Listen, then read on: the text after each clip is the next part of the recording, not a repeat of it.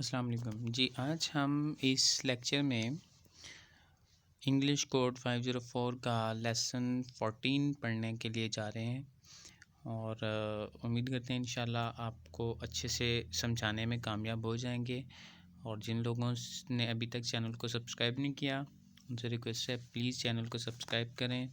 After all free होता है और कोई इसकी मंथली सब्सक्रिप्शन भी नहीं होती, तो प्लीज़ चैनल को सब्सक्राइब करें और वीडियो को कमेंट के ज़रिए से हमें ज़रूर फीडबैक दिया करें ताकि हम हर वीडियो को आप लोगों के लिए जितना बेहतर हो सके उस हिसाब से उसको बनाएं। कोई चीज़ अगर कोई कमी रह जाती है, कोई चीज़ सही तरह से एक्सप्लेन नहीं होती या कोई मेथड सही नहीं लगता तो काइंडली ज़रूर फीडबैक दिया करें।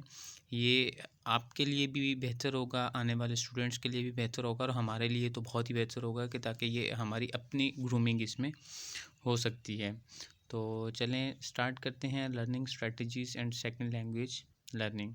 हम कुछ स्ट्रेटजीज़ की बात कर रहे हैं कि लैंग्वेज कैसे लर्न की जाती है सेकंड लैंग्वेज, तो उसी से रिलेटेड हम बात कर रहे हैं। पिछले लेक्चर्स में हमने बात की, तो अभी फर्दर पढ़ते हैं कि क्या कहते हैं। Above mention 3 stages can be understood from an example at the cognitive stage. हमने पीछे 3 स्टेजेस को डिस्कस किया था कि पहले हम कोई चीज़ सीखते हैं, फिर उसको प्रैक्टिस करते हैं, फिर वो ऑटोमेटिकली हमारी रूटीन का हिस्सा बन जाती है। At the cognitive stage, the learner would learn that an s must be added to the verb after third person subject। ये बात कर रहे हैं प्रेजेंट इंडेफिनिट टेंस के जो एस और एस का हम रूल सीखते हैं। At associative stage learner would work out how to add an S. पहले उसने सीखा एसोसिएटिव स्टेज पर, उसने ये प्रैक्टिस की कि कैसे ऐड करते हैं व्हेन द कॉन्टेक्स्ट रिक्वायर, जब एज पर रिक्वायरमेंट। ठीक है, in other words he she learns to associate an action with correspondence declarative knowledge. ठीक है, मतलब कि जो उसने सुना अब वो उसको अपने नॉलेज का एक हिस्सा बना रहा है। At the autonomous stage learners action would become increasingly automatic to the point that the declarative knowledge may even be lost. अब जब थर्ड स्टेज जो है ऑटोनोमस स्टेज जो है, उस पर क्या होता है कि जो आपका एक्शन है जो हमने पहले सीखे हैं वो ऑटोमेटिकली हमारा एक ऑटोमेटिक एक पार्ट बन जाता है। Whenever we are going to talk about third person pronoun or third person pronoun as a subject in present indefinite tense, we automatically use s or es with the verb form। ठीक है, तो कहता है जी contemporary second language learner theorist disagree with the Anderson's implied position that second language grammar is initially learned through conscious study and application of explicit rule। उसने कहा जी कुछ जो थियरिस्ट हैं उन्होंने इस चीज़ से डिसएग्री किया। There is consensus that the much grammar learning take place without conscious awareness। ठीक है, तो कह रहा है अभी भी मतलब ये है कि बहुत सारी ग्रामर हम कॉन्शियस नहीं होते, मतलब ऑटोमेटिकली हम सीख रहे होते हैं। Some information processing theorists have responded to this problem by suggesting that the declarative knowledge component can be subdivided into conscious and unconscious parts। फिर कुछ तो information processing theorists उन्होंने कहा कि ये जो है कि हम चीज़ों को इंटेंशनली सीखते हैं या अनइंटेंशनली हम रूल को लर्न कर रहे होते हैं, तो उसके लिए फिर वो क्या करते हैं, उन्होंने डेक्लेरेटिव नॉलेज को 2 हिस्सों में डिवाइड कर दिया।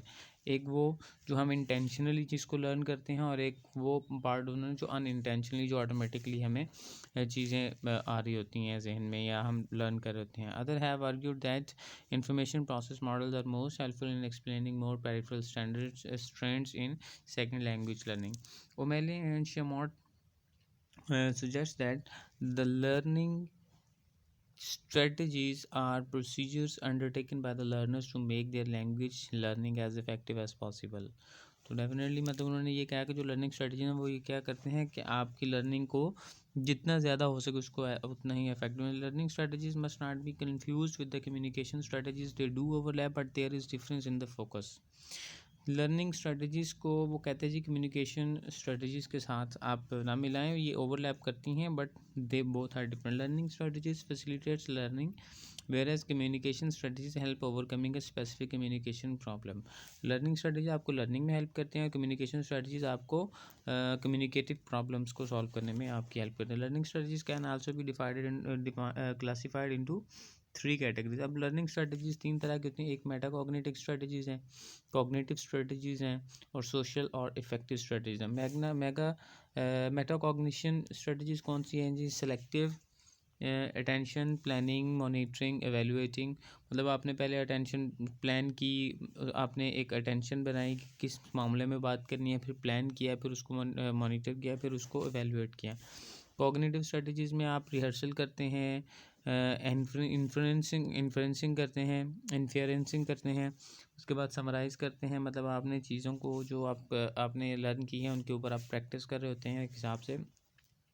और सोशल और इफेक्टिव स्ट्रेटजीज़ क्या हैं जी, आप फिर उसको सेल्फ टॉक के लिए या क्वेश्चन फॉर क्लैरिफिकेशन या कॉपरेशन के लिए आप यूज़ करते हैं। Learning strategies are complex procedure apply to task, they may be represented as procedural knowledge acquired through cognitive, associative and autonomous stage of learning.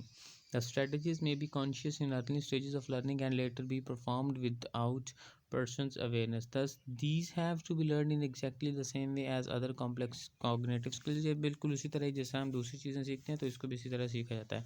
Before a skill is proceduralized, it will have to compete for working memory space with other aspects of the task in hand. If learning strategies are a skill, then they can be taught and get proceduralized more quickly. तो ये उसी की मतलब बात कर रहे हैं, there isn't any something special regarding exams. This will free working memory space for other aspects of learning. O'Malley and Gemot raised a problem that teaching strategies will involve considerable time and efforts to effect. Therefore, we need long-term studies investigating the effect of strategy teaching. ठीक है, वो कहते हैं long time चाहिए हमें strategies को। General benefits of applying cognitive tools are as follows. अब general benefits को बता रहा है जनाब कि learning is an active and dynamic process in which individual makes use of a variety information and strategies mode of processing. Language is a complex cognitive skills. लर्निंग a language entails a stage-wise progression from initial awareness. ये easy सी stages हैं जो आपको मतलब already हमें पता है। Learning strategies parallel theoretical derived cognitive processes.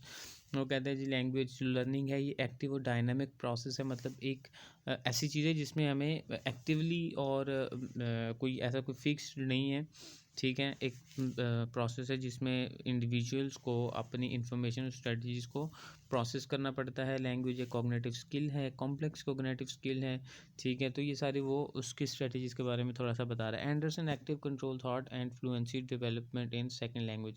ACT हमने ऑलरेडी पिछले चैप्टर में हमने पढ़ा था, तो ये अभी उसी की बात करने लगे हैं कि ACT एक्चुअली क्या है।